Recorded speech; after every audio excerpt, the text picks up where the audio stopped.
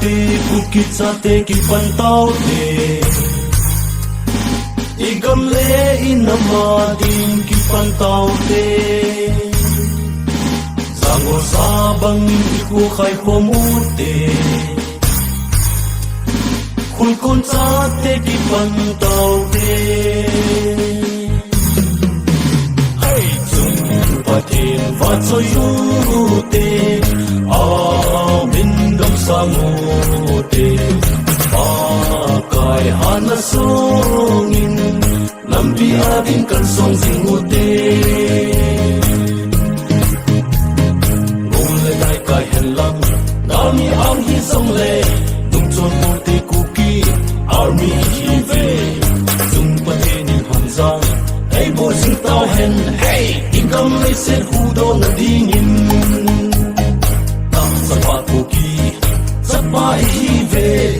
gamang hi song le talung amongi kaloi ka kole ka gal fan sen to hey tapum nei to mangang no tangi sung patin va choi u te amin dong sang u te kai hana songin lampi adin kal song singote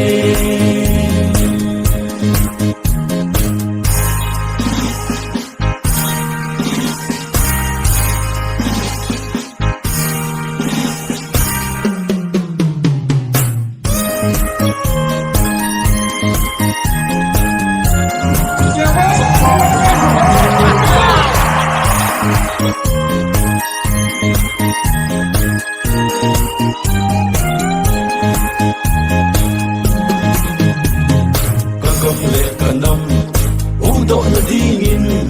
mul hang sang halang kil kil ko song leng lung ta dai lovin kapang singo ve hey ampi sipai kuki army te ipu ipaten anado ve panui yang kitang saban gar sing song pretty sap kang te zong anado ve hey kalam kuki chapa hi ve patin va choi u te amin dong sang u te pakai hana songin nampi adin kal song sing u te patin va choi u te amin dong sang u te pakai hana songin lampi adin kal song singote